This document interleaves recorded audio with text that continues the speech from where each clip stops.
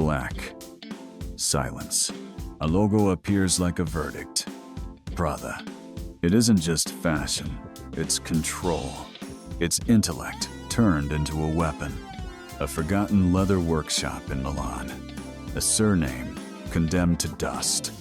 An empire no one saw coming. And suddenly, her. Miuccia Prada. Political. Rebellious. Subversive. A mind trained to question power, not to sew dresses. But in her hands, fashion became ideology. No bright colors. No sweet promises.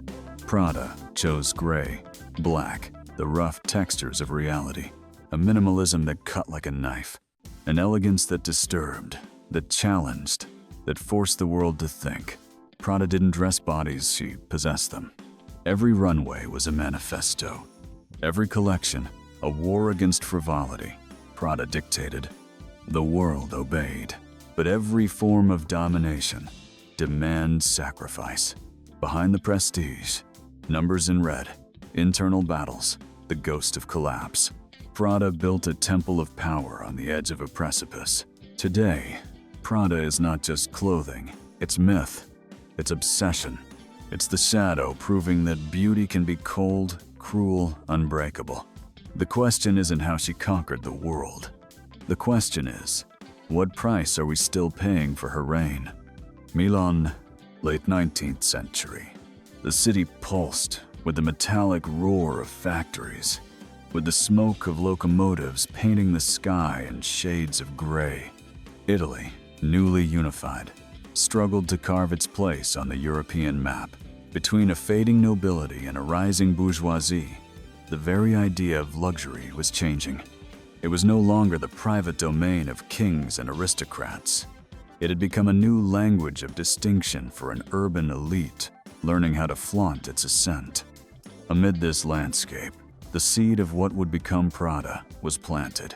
Mario Prada, a man of quiet ambition, opened a shop in 1913 inside the Galleria Vittorio Emanuele II, that glass-covered passageway that even today beats as the heart of Milan. The boutique, named Fratelli Prada, didn't sell gowns or glamour. It sold something more essential: finely crafted leather goods, travel trunks, and solid luggage for those who could afford the luxury of movement first-class train passengers and transatlantic travelers who crossed oceans surrounded by elegance. Detail was everything. The stitches were invisible. The leather exuded a sober restraint that clashed with the excess of other houses. Prada didn't seek to dazzle with decoration, it sought to project power through discipline, precision, and the quiet perfection of craftsmanship. In a world where travel was a privilege, carrying a Prada piece meant belonging to that new class who could afford to buy time, distance, and prestige. Success was immediate among Milan's elites. The reputation of Fratelli Prada spread like a whispered secret. Not everyone could have it, and that made it even more desirable. In time, even European royalty took notice. Prada became the official supplier to the Italian royal family, a title that conferred not just prestige, but an almost untouchable aura. And yet, in its early years, Prada was not an empire destined to redefine fashion. It was a solid, respected house, discreet, reliable, traditional. Its destiny seemed fixed in leather trunks and refined travel goods for a select clientele. Nothing suggested that a century later, it would become a global symbol of intellectual provocation. But the seed of that transformation was already buried within the same bloodline. Because the man who founded the house could never have imagined that its future would lie in the hands of someone who would break every rule he believed in, a successor who would change everything. Mario Prada did not trust the women in his family to lead the business. He believed fashion and commerce were men's domains. The cruel irony of fate. The future of Prada would depend precisely on a woman, an heir who had not yet revealed her hand. That contradiction lingered in time like a ticking bomb. Decades later, the world would discover that what Mario tried to exclude would be what saved Prada and catapulted it into unimaginable heights. The origins of Prada, then, are not the story of a dream of grandeur. They are the story of a measured beginning, elegant, restrained, deliberate. A leather boutique in Milan, a modest surname. A quiet mark of distinction seemingly destined to remain within a small circle of privilege. But like every great tragedy and every enduring myth, the seed was only waiting for the right moment to explode. The echo of Mario Prada's footsteps in the Galleria Vittorio Emanuele II still lingered when the brand's story began to stall. After his death, what had once been a workshop of discreet prestige and artisanal excellence fell into the hands of his daughter, Miuccia Prada. The succession was not glorious, nor heroic. It was quiet, almost fading into silence. For decades, Miuccia kept the store alive the way one tends a weak flame in a fireplace. Just enough so it would not die, but never strong enough to light the room. Prada continued to sell luggage, leather handbags, and accessories to a small, loyal clientele. But the world had changed. The Second World War had reshaped economies. Travel was no longer a privilege of the elite, and the meaning of luxury itself had shifted. What had once been a mark of distinction now risked becoming a relic. Meanwhile, Milan was rising from the ashes of war, reinventing itself as the capital of fashion.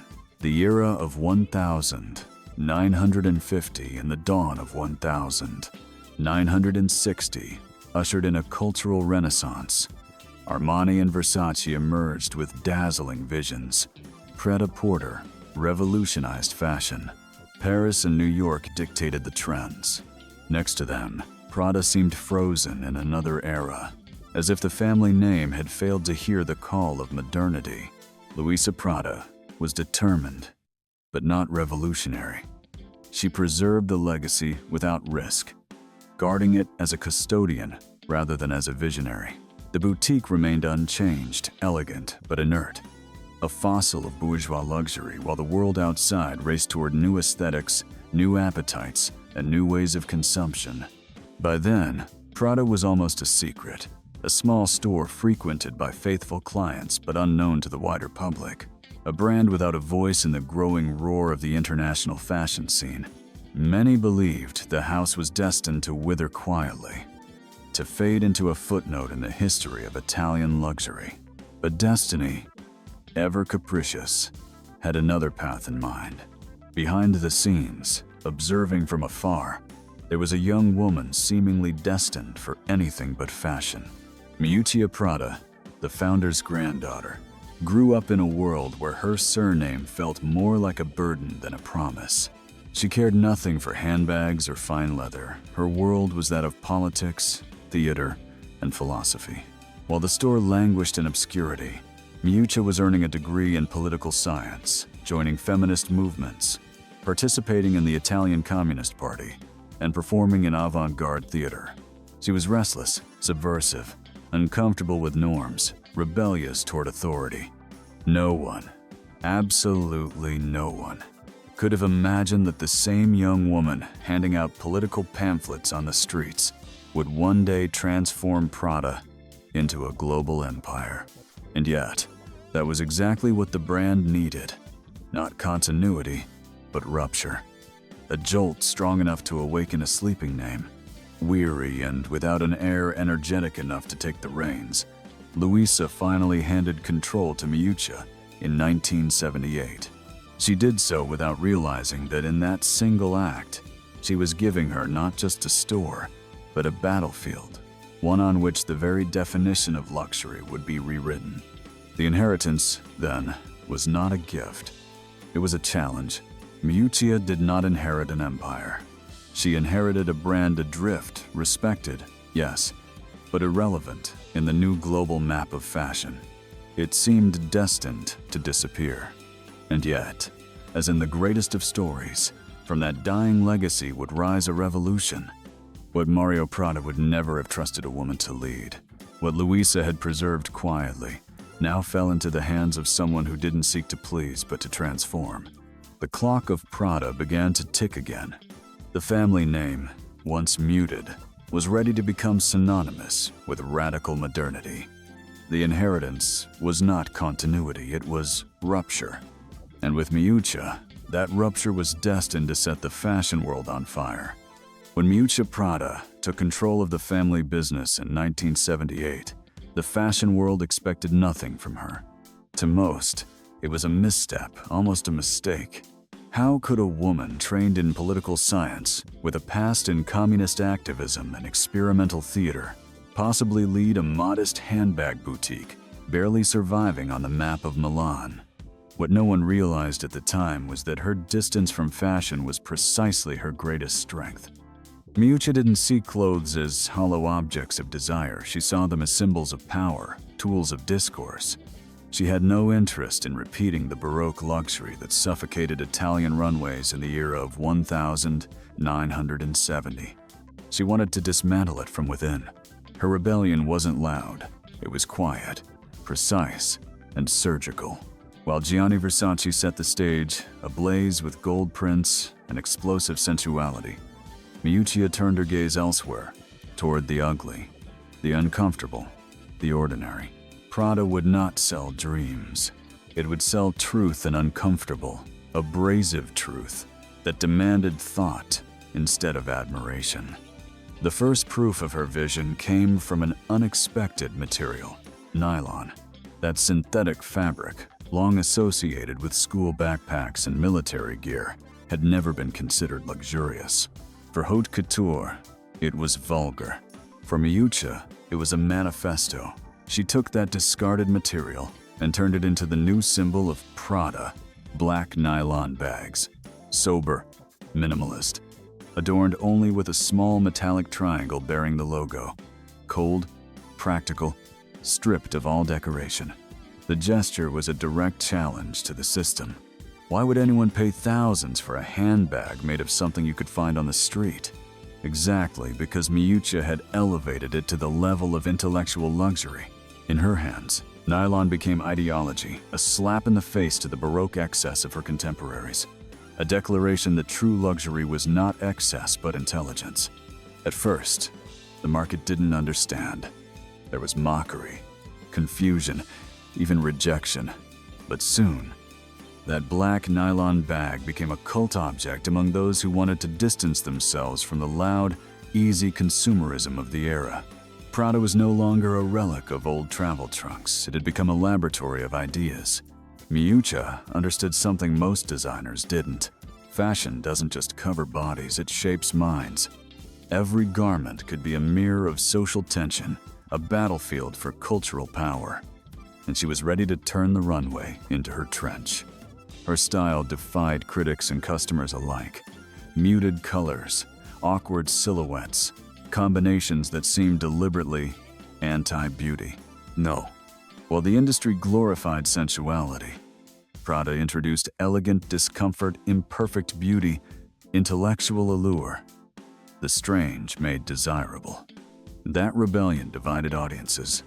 Some accused Prada of cold elitism, of dressing women like office automatons. Others saw revelation, proof that fashion could be serious, uncomfortable, even political. The truth was undeniable. Miuccia's rebellion was transforming Prada into something the fashion world had never seen before. A house that not only dictated trends, but questioned the very rules of fashion itself. Miuccia didn't want to please, she wanted to disturb. She didn't want her clients to feel beautiful in the classic sense. She wanted them to feel powerful, different, enigmatic. Every collection was a blow against tradition. Every runway, a provocation. And so Prada ceased to be a dusty inheritance and became a living manifesto. Under Miuccia's leadership, the brand carved its place as the most intellectual of all maisons, a space where fashion collided with art, politics, and philosophy. The rebellion had begun. Prada was no longer just an Italian surname, it was a statement. A challenge to everything the industry took for granted. And the most unsettling part? The world, slowly but surely, began to surrender to that discomfort turned into style. The nylon bag had been the spark, but the Prada Revolution demanded more than an iconic object. It needed a complete vision, one capable of shattering the established canon of beauty that ruled the runways. And Miuccia Prada, with the patience of a political strategist, began building that vision slowly, blow by blow, show by show. Her early collections weren't dazzling spectacles. They were quiet, restrained, almost uncomfortable.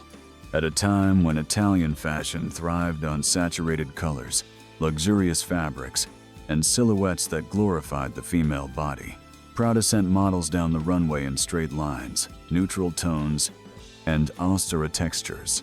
Critics didn't know how to react. Was it a joke, a provocation, a manifesto? Whatever it was, no one could ignore her. Miuccia understood that real change isn't imposed overnight. It seeps in slowly, settling like a subtle discomfort in the collective mind until it becomes inescapable. That's what she did with Prada. Each collection advanced her construction of an alternative aesthetic, finding beauty in the ugly, sophistication in the ordinary, elegance in discomfort. While other designers sought to please, she sought to disturb. While others dressed the body to seduce, she dressed it to challenge. Prada was not fashion for everyone. It was fashion for those who wanted to think, for those who found pleasure in the irony of a dress that didn't beautify but instead questioned beauty itself. One of the pivotal moments arrived in the twilight of 1980, when she unveiled collections that openly defied the reigning aesthetic. Models walked in dark suits, oversized glasses, heavy knee-length skirts, and defiantly unsexy shoes. The industry expected glamour. Miuccia delivered bureaucratic chic. The effect was unsettling. Some critics labeled her style anti-fashion. Others compared her shows to sociological experiments. But then something remarkable happened. Powerful women, intellectuals, executives, and cultural figures tired of the shallow excess of easy luxury began adopting the Prada look. Prada offered a uniform for the new female elite, one that rejected objectification and embraced authority. The Milan boutique became a pilgrimage site for those who understood the code. Buying Prada wasn't merely an act of consumption, it was an initiation. It was a declaration of belonging to a select minority that valued intelligence and irony over ornamentation. The inverted triangle logo stopped being a mark of heritage and became a secret symbol of sophisticated rebellion. The press called it the ugly fashion everyone wants. And within that contradiction lay Prada's power. Miuccia had achieved the impossible. She had turned the uncomfortable into the desirable, the austere into luxury, the strange into trend. Consolidation came soon after. New boutiques opened, and the brand expanded far beyond handbags. Prada began dressing from head to toe suits, coats, shoes, each piece carrying the same coded language, elegant restraint, magnetic discomfort, and a minimalism rich with meaning rather than emptiness. The market eventually understood that Prada was no longer a fading inheritance, surviving by inertia. It was a phenomenon in motion. Miuccia was rewriting the rules from the margins with the cold precision of a strategist who knew that her greatest weapon was not seduction, but provocation. The first steps weren't easy, but they made one thing clear. Prada would not follow fashion, Prada would define it. Not through conventional beauty, but through tension, contrast, and discomfort. Because in that discomfort lay the truth Miuccia wanted to reveal, that fashion could be a brutal mirror of society, not just its decoration. The path was open. Prada was no longer a dusty inheritance or a name destined for discretion. It was a machine of ideas, a rebellion transformed into style. And the most disturbing part, the world was beginning to fall in love with it. In the 1,990 seconds, while runways blazed with sequins, half-naked bodies, and fashion shows that looked more like rock concerts, Prada chose silence, a disturbing silence, loaded with a kind of minimalism that wasn't meant to be beautiful, only relentless. Miuccia Prada understood that fashion, like art, isn't defined solely by what it shows, but by what it refuses to show. and she refused everything the world was celebrating at that moment. Excess, overt sensuality, ostentatious glamour. Prada became the antithesis of shine. Neutral colors, black, gray, brown, olive, green. Rough fabrics, gabardine, wool, nylon. Severe silhouettes, long skirts, straight jackets, shoes designed not to seduce, but to disturb. The press dubbed it ugly fashion. But that label didn't destroy her, it empowered her. Prada had created its own language, an aesthetic code that only the initiated could decipher. It wasn't about dressing to please, but dressing to command. The Prada woman was not an object of desire, she was a subject of power. Her suits didn't invite the male gaze, they repelled it. They were intellectual armors, uniforms for a new urban aristocracy that found in austerity a luxury more refined than any jewel. It was during these years that Prada solidified itself as the heart of an aesthetic revolution, intellectual minimalism, a concept that was anything but empty, brimming instead with irony. Every detail was engineered to subvert expectation. A coat that seemed too large, a skirt in a color no one found attractive, a blouse that didn't flatter the body but challenged it. Contradiction became her signature. In 1992, Miuccia pushed that vision even further with the creation of Miumiu, a sister brand that acted as Prada's youthful and rebellious alter ego. With Miumiu, she explored a more playful but equally disquieting territory. Innocent girls with a hint of rebellion, dresses that looked pulled from the wrong closet, ironic sensuality. With both brands, Miuccia built a double discourse. Prada as the intellectual manifesto, Miumiu as the ironic parody of the very system it inhabited. The world began to realize it wasn't facing a conventional designer, it was facing a philosopher of fashion. Miuccia wasn't proposing clothes, she was proposing ideas. Each runway was a sociological essay, each collection a critique of standardized beauty. While Versace turned models into erotic goddesses and Armani redefined corporate elegance, Prada built a universe where discomfort was aspirational, where the ugly could be beautiful, and where the absence of adornment was the ultimate sophistication. Success came swiftly. Prada expanded with new boutiques in New York, Paris, and Tokyo. The nylon bag became a global cult object. Critics began referring to the Prada aesthetic as its own category in fashion. And the women who wore her designs were not mere consumers. They were initiates in a secret club where irony itself was the true luxury. The most unsettling part? Prada never bent to the market's taste. It was the market that bent to Prada. What seemed ugly one day became trend the next.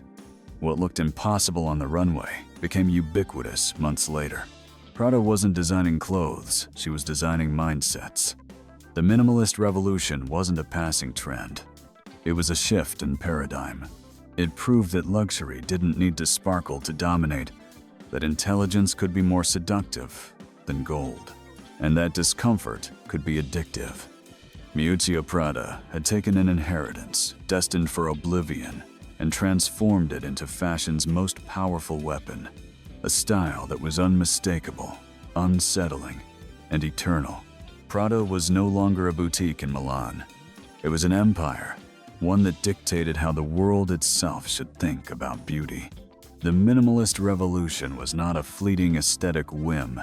It was the foundation upon which Prada began building a global empire.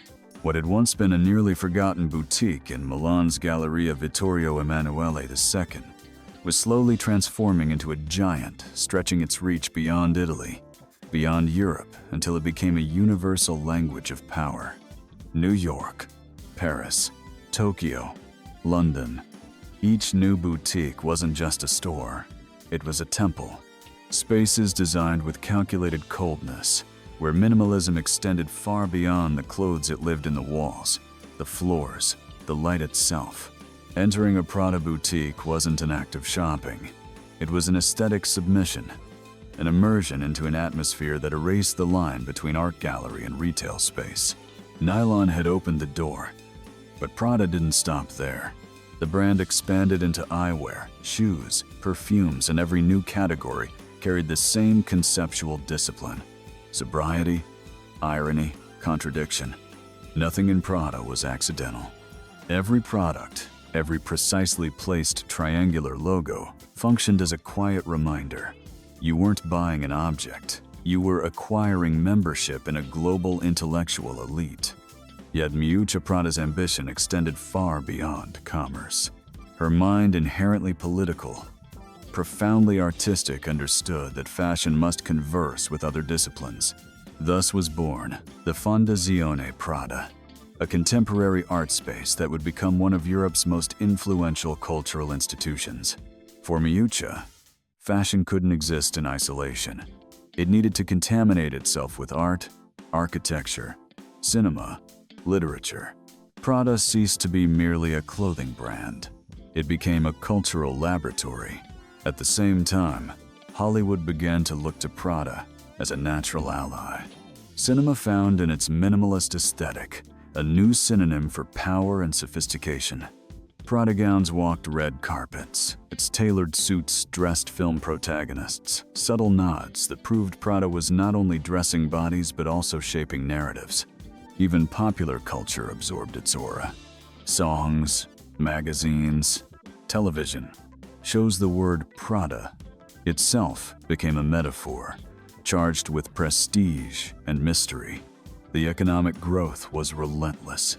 The company solidified its place among the titans of luxury, a direct rival to Louis Vuitton, Gucci, and Dior. But unlike them, Prada preserved an air of enigmatic detachment, almost untouchable. While other maisons indulged in fantasy and spectacle, Prada offered intellectual luxury, reserved for those who could decipher its code. The most fascinating paradox was that this expansion did not dilute its essence, it amplified it. Prada achieved what few brands ever could: to grow and scale without losing identity. Each boutique, each product, each campaign carried the same thread: the eternal tension between ugly and beautiful, ordinary and sublime, cold and irresistible. Soon, Prada stopped being just a brand and became a generational symbol. In the era of 1990 and the dawn of 2000, wearing Prada meant standing on a frontier outside of mass consumption, inside a select minority that understood irony, that found pleasure in discomfort, that turned strangeness into prestige. Prada was never inclusive, it was exclusive by design. And that exclusivity became its most desired quality. The empire was now complete. Prada no longer depended on a single product or market. It was global, cultural, and multidimensional. The Milan runway was merely the visible stage. Behind it lay a vast universe of museums, films, artistic collaborations, and financial strategy that made Prada more than fashion. Yet, like every empire in history, its greatness would eventually cast its own shadow. Because the higher power rises, the more fragile it becomes before the coming storms. Prada had conquered the world, but now it would have to face the price of that conquest. Every empire, no matter how solid it appears, carries invisible cracks within its walls. And Prada, amid its meteoric rise, was no exception. Behind the immaculate boutiques and the perfectly choreographed runway shows, the empire began to confront silent enemies: market pressure, ruthless competition, and the internal ghosts that haunt all seats of power. By the twilight of 1990 and the dawn of 2000, luxury had turned into a corporate war. Titanic groups like LVMH and Kering were devouring historic maisons, transforming fashion into a multinational machine. Prada, fiercely independent, had to prove it could survive without selling its soul to those conglomerates. The ambition of Miuccia Prada and her husband, Patrizio Bertelli, the financial architect behind the brand, was absolute control. They didn't want to be a pawn on someone else's chessboard. They wanted to own the board itself. But that decision came at a price. Prada launched into an aggressive expansion, acquiring smaller brands, opening boutiques across continents, growing faster than its finances could sustain. The exterior glamour hid bleeding ledgers. By the early years of the new millennium, debt had begun to pile up, and some analysts predicted the empire's collapse. Meanwhile, Prada's aesthetic, once so radical, was being imitated to exhaustion. Minimalist irony was no longer exclusive. Dozens of smaller brands copied its sharp lines, muted tones, and play with the ugly beautiful. What had once been provocative now risked becoming predictable. And in the fashion world, predictability is the prelude to death. The press, always hungry for blood, began to ask, was Prada losing its edge?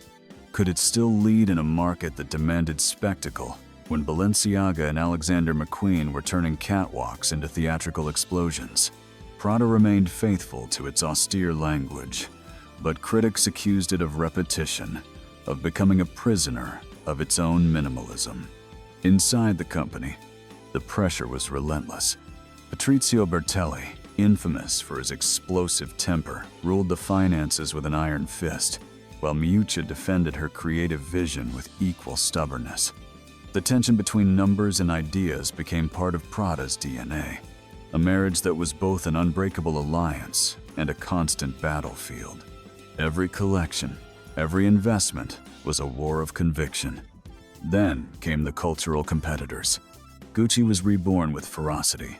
Dior reinvented its codes under John Galliano, and Louis Vuitton reigned supreme through its global marketing empire. Prada, though revered, faced the danger of being seen as too cerebral, too detached, in a world now addicted to fast emotions, viral imagery, and instant impact. The 21st century introduced an even more devastating enemy: speed.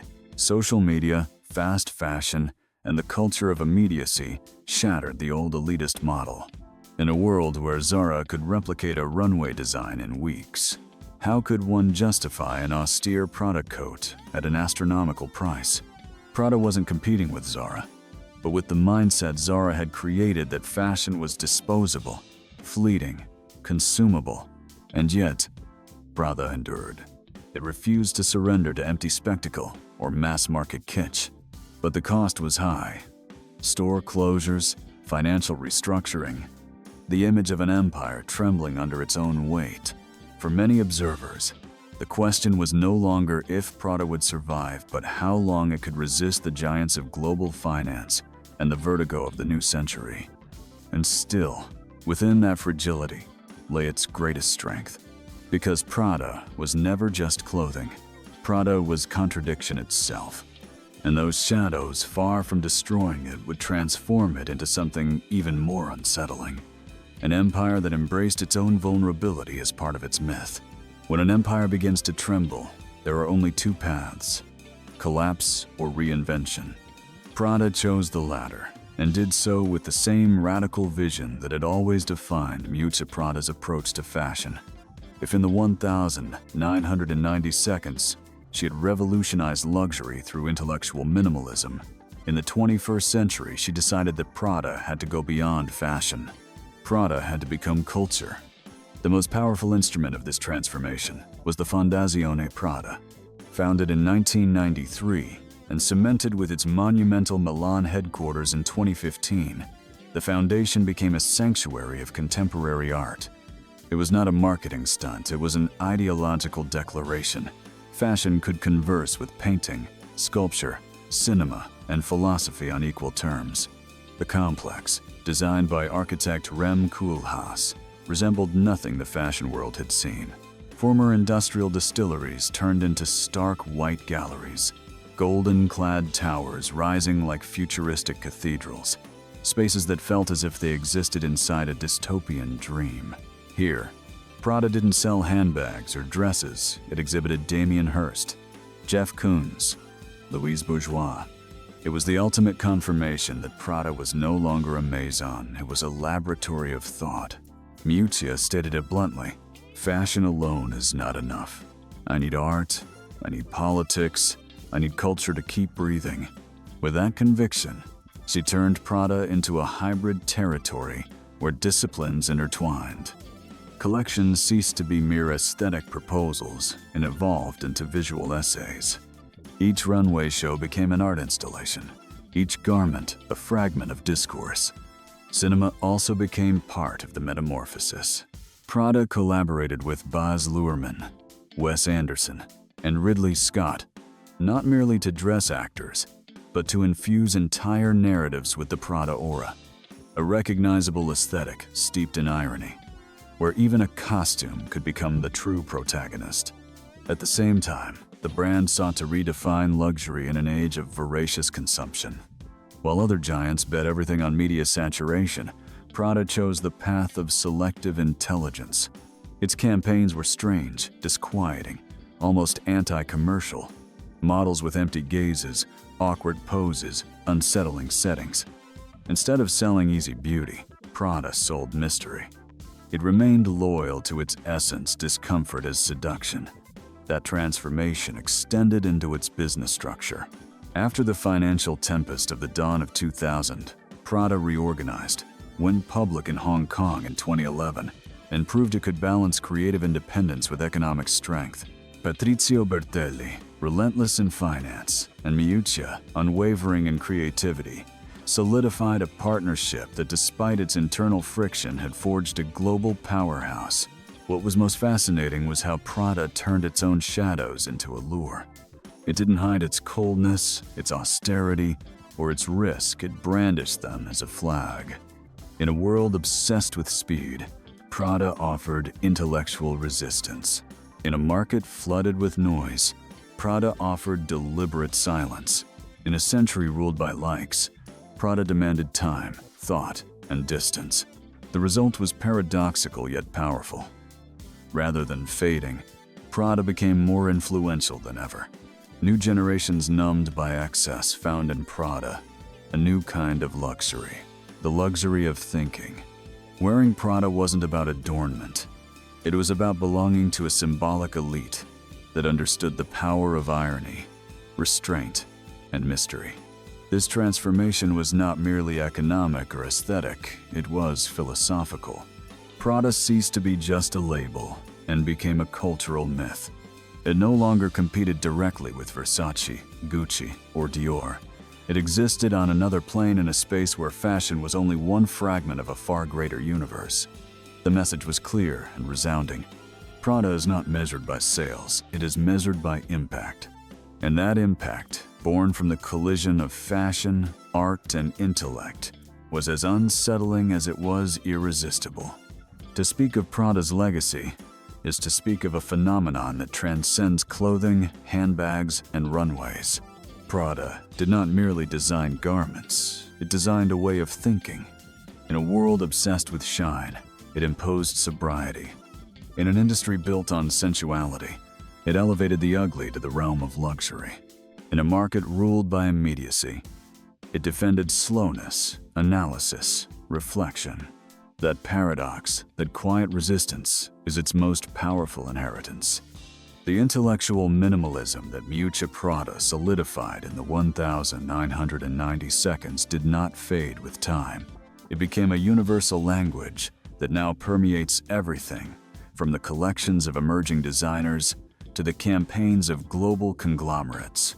What was once considered radical, using nylon as a luxury material, dressing in muted tones, defying conventional femininity, has become the norm, the canon, the reference. Prada achieved what few houses ever have. It redefined what elegance means for an entire era. Its legacy also lives in how fashion connects to art. Before Prada, few Maisons had taken so seriously the need to converse with other disciplines. After Prada, the idea that a runway show could be an art installation or that a fashion house could sustain a cultural foundation ceased to be strange. Prada changed the rules by proving that fashion is not superficial entertainment, but a platform of cultural power. Beyond aesthetics, Prada left behind a new model of woman, the Prada woman. Not an object of desire, but a subject of power. A figure who unsettles, who refuses to please, who dresses to dominate rather than seduce. That figure inspired entire generations of women who found in Prada a silent ally, a mirror of their own defiance, in a world still shaped by the male gaze. Prada's legacy also lies in the contradiction it embodies. Fashion, by definition, is ephemeral. It changes, it is consumed, it is forgotten. Prada, however, became eternal precisely because it never settled for being fashion. Its permanence lies in transcendence. Politics, philosophy, art, culture. Prada does not sell dresses, it sells a system of values. And that system is what endures, long after trends have vanished. Within the industry, Prada occupies an uncomfortable yet essential place. It lacks the mass popularity of Louis Vuitton or the explosive glamour of Versace. Its power lies elsewhere, in intellectual prestige, in the respect of those who understand that every garment hides a manifesto. Prada is the whisper that unsettles, the shadow that dictates from silence, and that silence is heard across the world. The Fondazione Prada, with its exhibitions, lectures, and projects, ensures that the name transcends generations. Whether or not someone buys a handbag tomorrow no longer matters. The name Prada is inscribed in the cultural history of the 20th and 21st centuries as one of the few that transformed fashion into an uncomfortable mirror of society. Ultimately, its legacy is this. Prada taught the world that true luxury is not found in gold, diamonds, or excess. True luxury is the ability to think. And that lesson, so simple, so brutal, is what makes Prada an eternal myth. Prada was never an empire built on easy seduction. It did not construct its reign with dresses made for instant applause, nor with accessories designed to glitter beneath the spotlight. Prada chose a different path, the path of discomfort. And in that discomfort, it found its eternity. What began as a boutique of leather trunks evolved into a global symbol of intellectual power. Miuccia Prada transformed an almost forgotten inheritance into a cultural machine that dictated not only how we should dress, but how we should think about fashion. Prada is more than a brand, it is an unforgiving mirror that reminds us beauty can be cold, luxury can be unsettling, and true elegance lies in contradiction. In a century ruled by haste, saturation, and empty consumption, Prada stood as an oasis of resistance. It never yielded to shallow spectacle or hollow marketing. It chose the discomfort of silence over complacency, the rigor of intellectual minimalism over the noise of excess. And that act, repeated show after show, collection after collection, is what turned it into myth. The legacy of Prada cannot be measured by sales figures or logos on the streets.